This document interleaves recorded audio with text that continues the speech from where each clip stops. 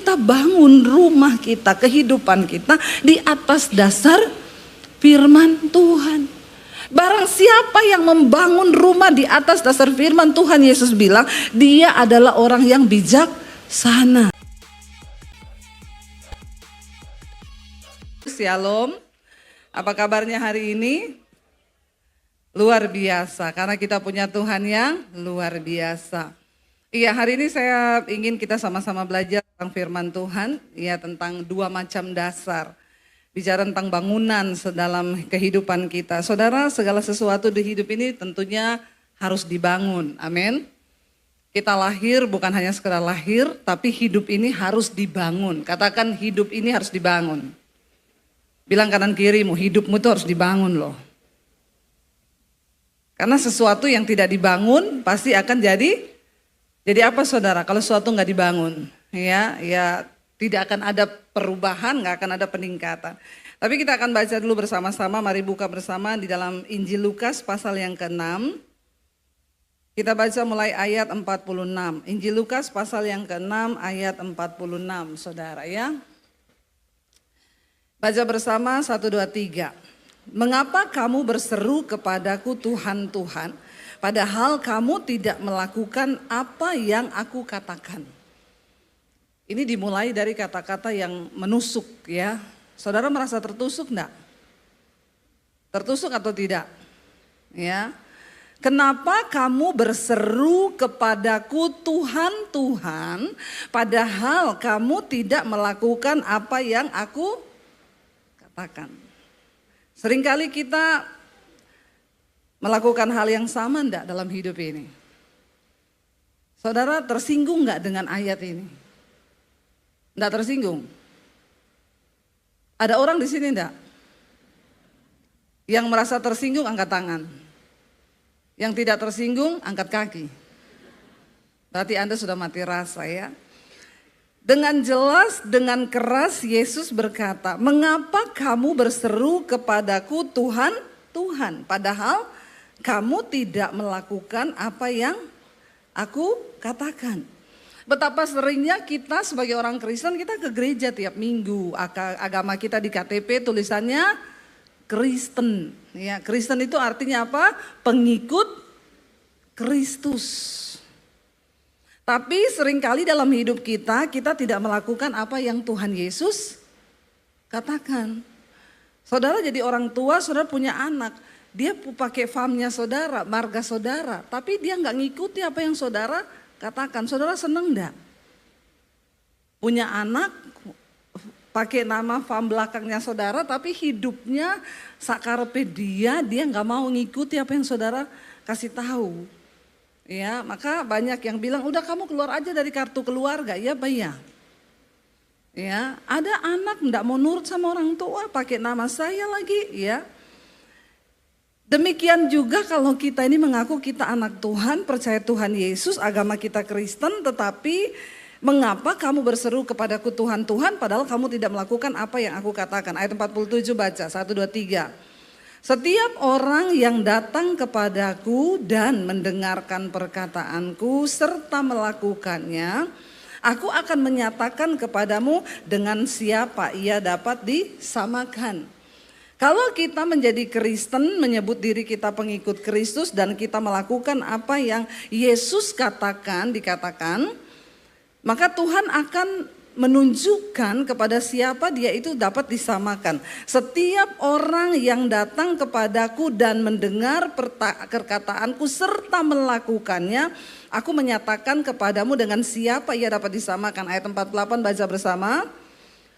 Ia sama dengan baca saudara. 1, 2, 3.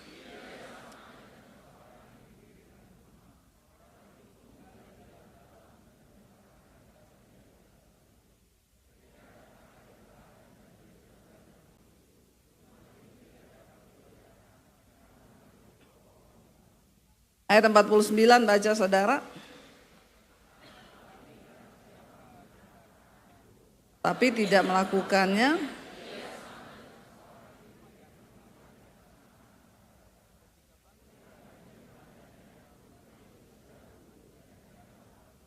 Amin saudara. Waktu kita menjadi orang Kristen, mendengar firman Tuhan dan melakukan firman Tuhan itu, Tuhan bilang kita ini sama dengan seorang yang mendirikan rumahnya. Orang itu menggali dalam-dalam dan meletakkan dasarnya di atas batu.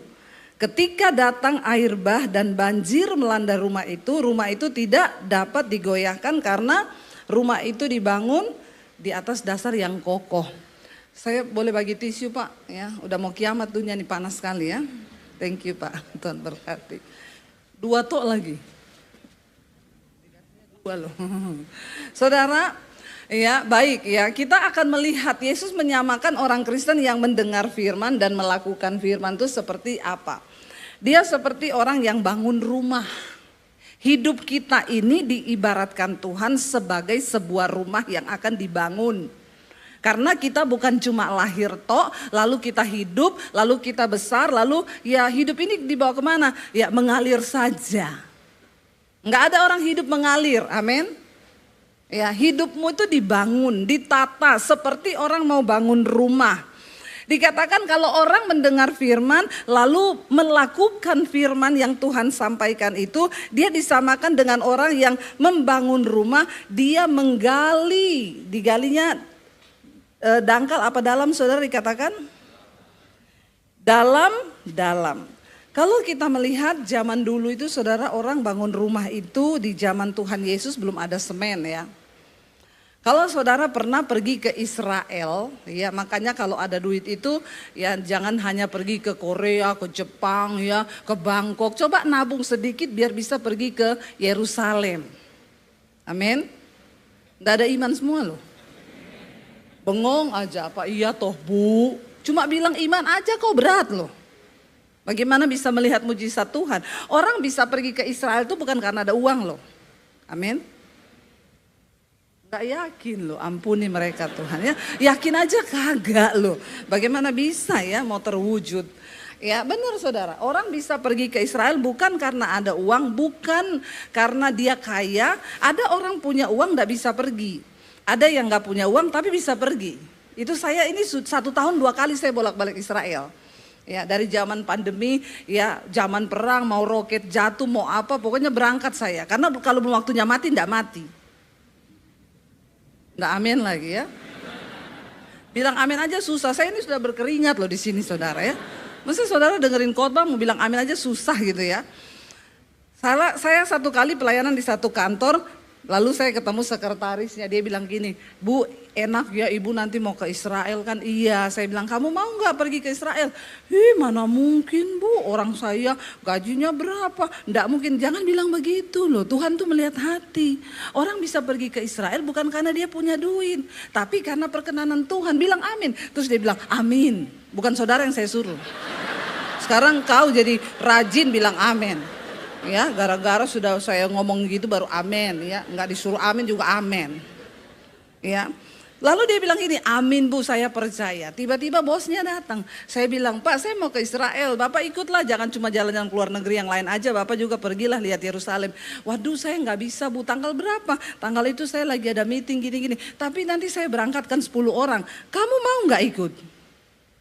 Itu sekretaris yang bilang tadi sama saya, ya enggak mungkin lah Bu, mana bisa saya berangkat. Langsung ditanya, kamu mau enggak ikut? Dia langsung ini, saya Pak. Iya kamu. Melongo saudara. Langsung saya bilang, apa kan saya bilang tuh kamu tuh enggak percaya, cuma ngomong amin aja susah. Mulai hidup ini ya. Baru percaya dia kalau sudah mendengar baru dia amini. Ya dari tadi tuh enggak dengar-dengar. Sampai di mana tadi? Ya. Saudara, kalau di Israel, kenapa kita perlu pergi ke Israel? Supaya kau lihat itu zamannya Tuhan Yesus. Dan Tuhan Yesus menulis perumpamaan berdasarkan situasi di mana Tuhan berada. Dulu saya baca ayat ini gini, yo mana ada sih orang bangun rumah di atas dasar pasir, yo goblok banget tuh orang masa bangun rumah di atas dasar pasir, kan itu kalau kita di Indonesia toh. Kita kan gali tanah bukan pasir toh. Lalu kita letakkan batu, tapi di Israel tuh beda. Di sana itu padang pasir, atasnya itu semua pasir. Dan pasirnya bukan kayak di Indonesia cuma tipis. Di sana pasirnya digali sampai 5 meter, 10 meter masih tetap pasir. Ya, makanya Yesus kasih perumpamaan ini. Makanya pergilah kau ke, bukan karena punya uang, rindu dulu, rindu, bilang Tuhan aku rindu. Ya. Lalu saudara, saya baru lihat, saya bilang sama suami saya, oh makanya Tuhan Yesus itu kasih perumpamaan tentang pasir itu ya. Saya tuh baru tahu loh sekarang waktu saya datang di Israel, ini semua pasir dan digali pasir. Lah kalau orang cuma menggali dapat 2 meter, dia pikir sudah dalam. Padahal itu bawahnya masih pasir. Ketika orang mau supaya rumahnya kuat, dia harus terus menggali lebih dalam sampai dia dapat di bawah itu ada yang namanya batu. Kalau sudah dapat batu, digali lagi memang berkeringat saudara, memang lelah, memang capek. Tapi dia terus menggali karena dia itu bijaksana. Dia tahu kalau dia bangun rumah di atas dasar pasir maka itu mudah roboh. Apalagi kalau datang angin, hujan. Kalau orang yang gak mau menggali, dia pikir lu ngapain juga sih gali-gali, yang penting tuh sama-sama rumah. Sama-sama jadi. Ngapain lu berkeringat, gali sampai dalam-dalam. Saudara, dalam hidup ini ada orang yang terlihat sama-sama sukses di permukaan. Yang dibangun ini sama rumahnya loh. Yang satu lebih cepat karena cuma di atas dasar pasir. Yang satu lama. Dia berkeringat, dia gali terus. Yang ini rumahnya udah jadi, dia bilang, weh goblok banget sih, aku rumah udah jadi, lu masih gali terus. Tapi orang ini tahu, belum aja lu datang badai, belum aja lu datang hujan, belum aja lu datang banjir. Nanti yang akan membuktikan kekokohan rumah kita itu adalah ketika datang badai. Hidupmu mungkin sekarang masih baik-baik aja. Tapi waktu datang badai, pencobaan, barulah kita akan terasa mana yang imannya kuat, mana Kristen yang dibangun di atas dasar firman, mana yang tidak. Memang untuk melakukan firman itu susah atau susah? Ya, susah Bu. Doakan orang yang memusuhi kamu. Berkeringat enggak? Doakan orang yang memusuhi kita, berkeringat nah saudara. Bukan cuma berkeringat, penuh air mata. Enak aja dia tuh jahat sama saya. Suruh doakan dia, please deh. Iya enggak saudara? Ya, Tuhan bilang kuduslah kamu maka aku kudus. Jangan ada persinahan, jangan ada percabulan. Kira-kira berkeringat enggak untuk melatih diri hidup kudus? Capek enggak melatih diri hidup kudus, capek enggak? Capek, yang tadinya biasa dugem-dugem, party-party. Begitu baca Alkitab, kuduslah kamu, jangan kamu tenggelam dalam hawa nafsu dunia yang membinasakan dunia. Lalu kita mulai melatih diri. Aku gak boleh dugem lagi, aku gak boleh minum, gak boleh mabok, gak boleh merokok, gak boleh bersinah, gak boleh selingkuh. Kita mulai melatih diri dan itu sulit, berkeringat saudara, gak mudah mengalahkan daging ini. Tapi belum sekarang. Nanti engkau akan melihat waktu badai datang, banjir datang. Karena kan hidup ini tuh berganti musim, benar gak saudara? Salju itu, kalau musim salju itu enak. Semua orang Indonesia, kita dari tempat panas gini, kalau pergi ke luar negeri pengennya lihat salju. Saya juga dulu norak pengen lihat salju saudara, karena memang belum pernah lihat salju. Lalu kita pergi ke Colorado, gak tanggung-tanggung ya. Ke Gunung Aspen, itu gunung yang terindah di Amerika saudara. Ya, pengen lihat salju di Gunung Aspen. Nyetir sendiri bawa mobil saudara, kita satu keluarga. Sampai di sana lihat lewati gunung-gunung salju, wow. Lihat hujan salju turun-turun, mandi-mandi, salju kan kampungan toh. Namanya juga baru, tapi bagi kita salju tuh indah banget karena di Indonesia tuh enggak ada. Pergi 2,5 jam dari Colorado, pulang jadi 12 jam. Kenapa? Karena ada badai salju. Saya bilang Tuhan, saya memang pengen lihat salju, tapi bukan badainya. Salju itu indah kalau cuma salju. Waktu dia berubah menjadi badai bisa membunuh orang. Tapi Tuhan tuh baik saudara.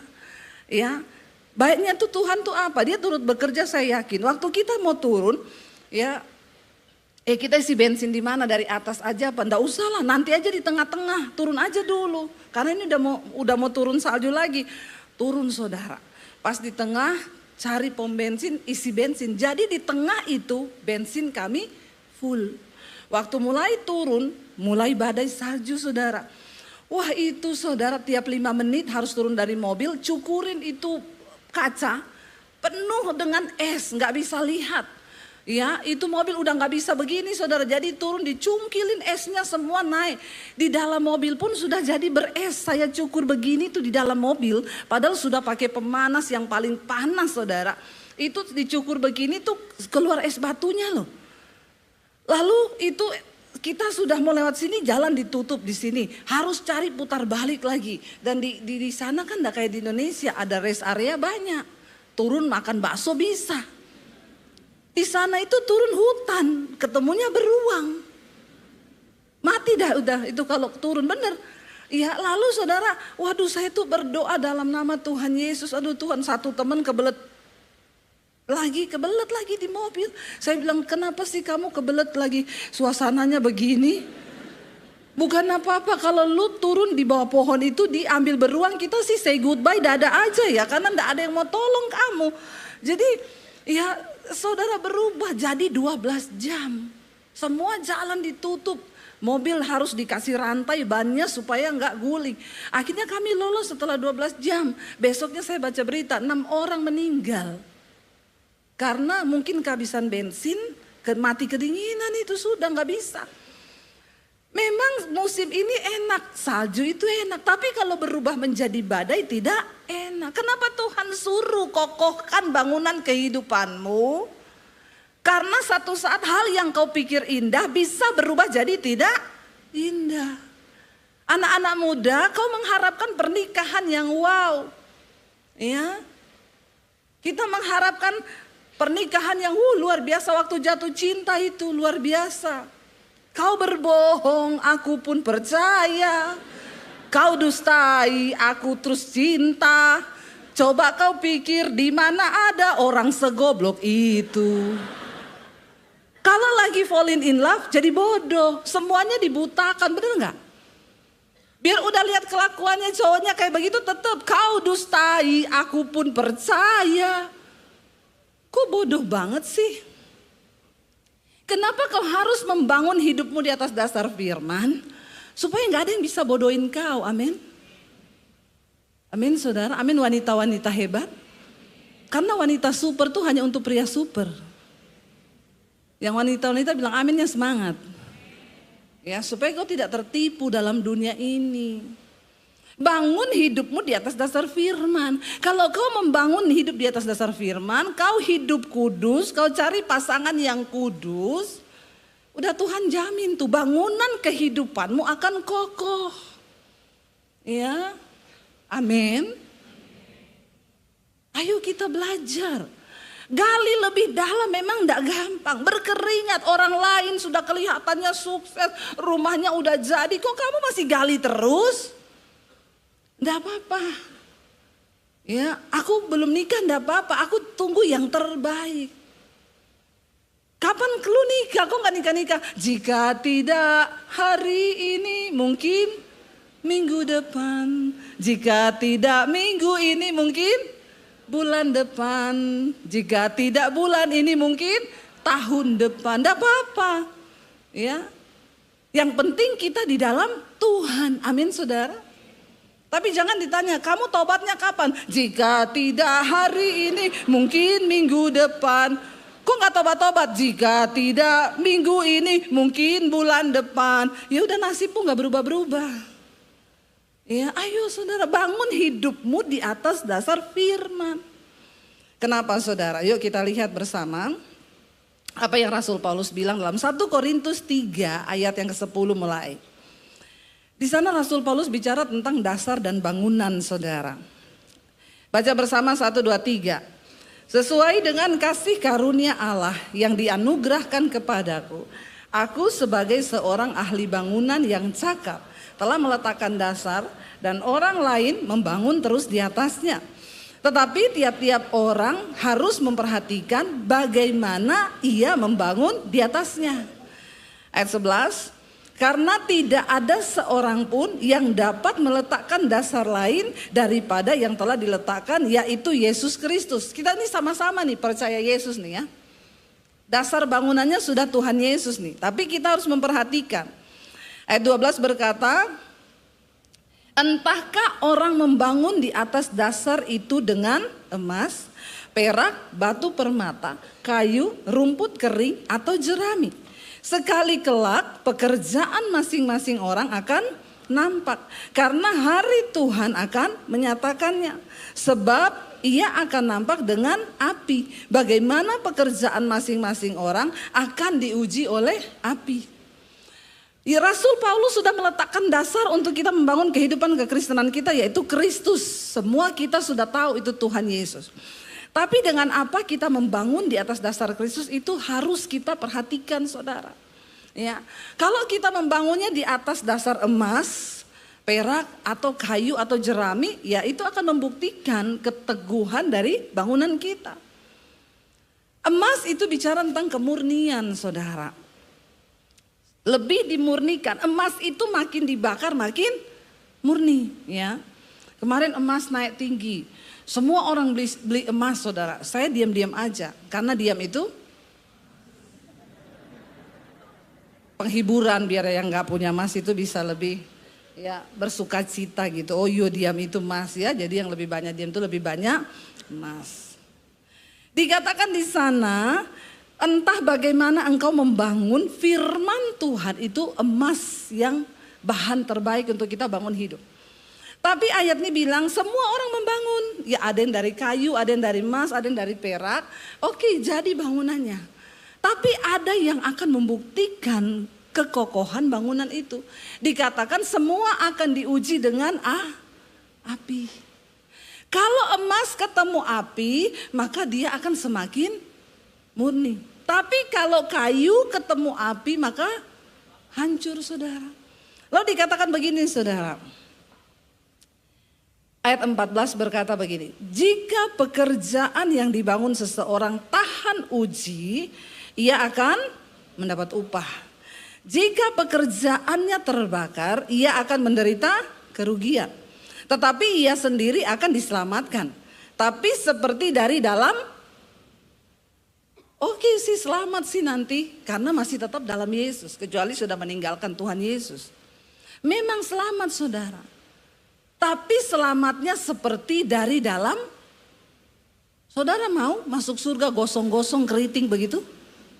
Seperti orang yang sudah habis terbakar dalam api, mau? Saya nggak mau, saudara. Kita hidup di dunia ini cuma sementara. Ketika kita hidup di dunia ini cuma sementara, ayo jangan buang waktumu untuk bayar harga yang harusnya tidak kamu bayar. Saya melihat banyak orang Kristen itu hidup dengan membayar harga terlalu mahal untuk hal yang seharusnya dia tidak bayar. Ya, wanita-wanita, kamu kalau nggak salah menikah harusnya kamu nggak usah bayar harga mahal. Rumah tanggamu aman, rumah tanggamu harmonis, damai, sejahtera, diberkati Tuhan kayak saya dengan suami saya. Saudara amin atau tidak? Memang amin. Kenapa? Karena saya cari jodoh berdasarkan firman Tuhan. Yang seimbang, bukan cuma seiman. Kalau cuma seiman sama-sama Kristen nikah yuk. Nggak peduli dia mau rokok, dia mabok, dia dugem, pokoknya Kristen. Ngapain? Masuk lebih dalam lagi, tunggu seiman dan seimbang. Artinya apa? Saya pelayanan, maka suami saya juga harus pelayanan. Kalau enggak seimbang. Kalau dia pengusaha, saya pelayanan, nanti dia bilang tidur kau di gereja sana, bawa tuh kasur. Karena enggak seimbang walaupun sama-sama Kristen. Ya, jadi di sini saudara letak perbedaannya. Kenapa ada orang yang pernikahannya bayar harga mahal? Yaitu karena kau gak menuruti firman Tuhan. Kau bangun hidupmu dengan bahan kayu. Makanya ketika diuji terbakar. Ya, tapi untung bertobat, Bu. Saya sudah cerai 3 kali, Bu. Astagfirullah, subhanallah. Cerai 3 kali. Udah soalnya dapat suami pertama penjudi, Bu. Ya, uang habis dipakai buat judi. Nikah lagi yang kedua, dapat pemabok, Bu. Kau lolos dari mulut singa masuk mulut buaya. Rugi enggak? Ya, lalu nikah lagi 10 tahun. Enggak kuat saya, Bu, nikah sama pemabok. Saya cerai sama dia, saya nikah lagi. Dapat penipu. Aduh. Ya, kalau saya sih mati aja deh, paling enak daripada begitu hidup ya. Bener loh. Sehingga hidupmu bikin susah orang tua, ya, bikin susah. Ini ditanya kamu kerjaannya apa? Kerja saya jadi beban buat keluarga. Jangan, saudara. Ya, kalau engkau tidak bisa menjadi berkat bagi orang lain, setidaknya jangan jadi beban buat orang lain. Amin. Jangan jadi beban buat keluargamu. Jangan jadi beban buat istri dan anak-anakmu. Tapi berubahlah, saudara. Dikatakan di sana, ayo kita bangun rumah kita, kehidupan kita di atas dasar firman Tuhan. Barang siapa yang membangun rumah di atas dasar firman Tuhan, Yesus bilang, dia adalah orang yang bijaksana. Tapi orang yang membangun rumah, dia mendengar firman, tidak melakukannya, dia diumpamakan seperti orang bodoh yang membangun rumahnya di atas dasar pasir. Nggak mau gali dalam-dalam. Ini saya sudah gali 5 meter kok. Ditanya, tapi lu udah ketemu batu? Belum, tapi cukuplah 5 meter sudah dalam. Ketika datang hujan, saudara, itu padang pasir kalau hujan datang, maka itu pasir semua terbawa oleh air, saudara.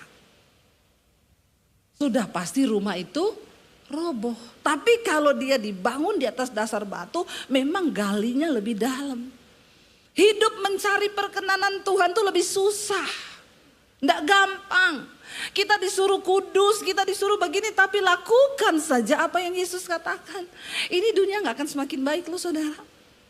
Dunia ini akan semakin jahat, akan semakin datang masa yang sukar. Tapi orang yang membangun hidupnya di atas dasar firman Tuhan, engkau akan mengalami keluputan dari Tuhan, katakan. Karena itu hari ini ayo bertobat. Bilang kanan kirimu, tobat yuk. Kita bangun hidup kita di atas dasar firman Tuhan yuk. Jangan hanya menjadi pendengar, tetapi menjadi pelaku-pelaku firman Tuhan. Alkitab berkata, orang yang mendengarkan firman lalu lupa dan tidak melakukan firman itu, dia seumpama orang yang sedang mengamat-amati mukanya di depan cermin. Baru saja dia lihat mukanya, lalu dia segera pergi dan dia lupa bagaimana mukanya.